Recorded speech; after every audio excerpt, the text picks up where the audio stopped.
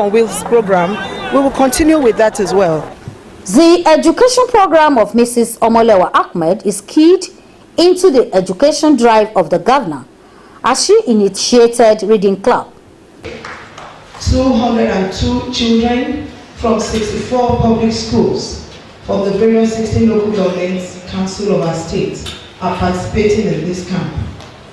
These schools, which were selected after a thorough and competitive process, will become the first set of ambassadors for the LEAH Charity Foundation's determination to ensure that reading becomes an important part of the school lives of our children. During this one-week exercise, participants are going to be exposed to the importance of reading and the skills that are necessary for reading. The reading clinic, which they will participate in, will focus on imparting basic reading skills, how to read and understand, as well as the importance of reading as a lifelong skill for the children. The children will also be mentored by carefully selected people who have good stories to tell about how reading has impacted on their lives. Although LEAH Charity Foundation really desired to start this camp with more schools than we have here today, but we are constrained by funds. Hence this modest takeoff, which we hopefully will be building on as the years go by. To achieve this, we would like to appeal to the state government, to corporate organizations, and public-spirited citizens of our dear state to kindly come forward to collaborate with us in our desire to prepare our children for the challenges of the constant change which our world grapples with. As the camp kicks off today, I want to charge each of the participants to invest the whole of their brains into this training. You must realize that the opportunity which you are lucky to have is the same that hundreds of children wanted but did not get. You must therefore grab this opportunity with all your might, making the best of it for your own personal improvement and that of humanity in the long run. As a mother who cares about the progress of her children, Reading Camp is set up to improve the academic lot and sustain reading culture in students in public schools irrespective of where they live or their parents' economic status. Students who were selected on merit based on their academic performances in their schools will write tests, and those who pass well attend the Reading Camp. Students who have qualified for the Reading Camp have the opportunity to travel out on any competition and attend programs that will develop their reading habits. I'm here to enlighten your worries, the city boy, and the author of the book is Dr. Ladi Olaloku. Dr. Ladi Olaloku studied at the University of Lagos, University of Ibadan, and University of Pittsburgh.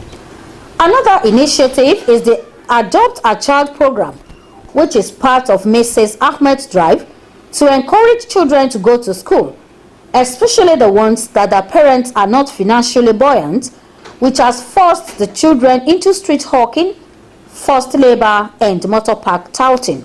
Despite making education free in the state, Mrs. Ahmed realized that some children still have the challenge due to lack of uniforms, sandals, bags, other personal needs, and this spurred her to start the Adopt a Child program. And you will become that doctor, inshallah. You become doctor and you will take care of me and say, I remember the day you came to our school and you adopted me. So you are going to go to the university, inshallah. So they should take his details, you know.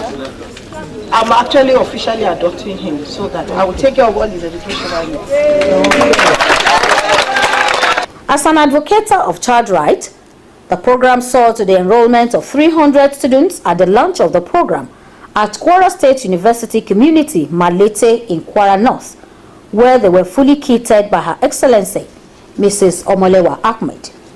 As the mother of the state, Mrs. Omolewa Ahmed caters for all as her philanthropic gesture to various bodies is unquantifiable. On a constant basis, she gives welcome and puts smiles on the faces of widows, vulnerable children, physically challenged, as items such as wheelchairs, crutches, walking guides, raw foods were taken home by them. She has also empowered 50 youth on a small-scale business with her telecommunication products, while deep freezers, sewing machines, and other things have been done by the compassionate woman to alleviate poverty in the state.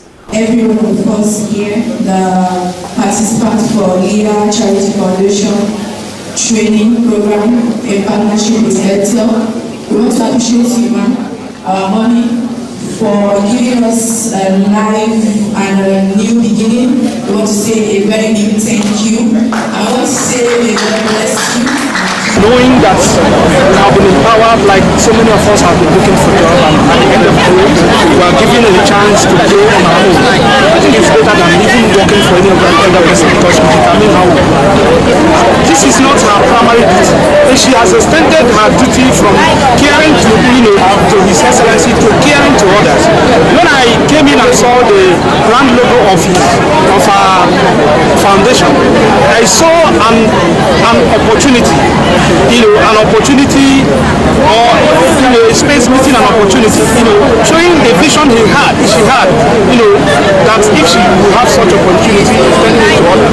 So I'm very, very grateful to her, giving me this opportunity to have this. All these projects and programs of the wife of the Kwara State Governor, Mrs. Omolewa Ahmed, is to complement her husband's effort at making sure the people of Kwara reap the dividends of democracy. Just on Saturday, the party's empowerment scheme, this administration was launched and 2,000 youths were given empowerment. This that we have done today is just the furtherance of what the administration is doing. Most of the people that the beneficiaries today, they are also captured by the empowerment scheme as well. And I know that the government is doing a lot. And as we have been told that the SA youth, that within 365 days of this administration, that 80% of those that were offered bridge employment have been absorbed into permanent employment. The office of the wife of the governor has no doubt contributed to the shared prosperity program of this administration, as the lives of widows, market women and children have been improved by Megida administration. Mother viewer, I think you have seen that the honors of improving the lives of Kwarans is not left only to His Excellency, the Governor of the state, as his wife is also complementing his efforts. On this note, we shall draw the curtain of the program this week. Until next week, when we shall focus on another sector where the people of Kwara are sharing in the prosperity of the state. I remain your uncle, Duni Adialau, and I tell you, remember, it is good in Kwara. You're blessed.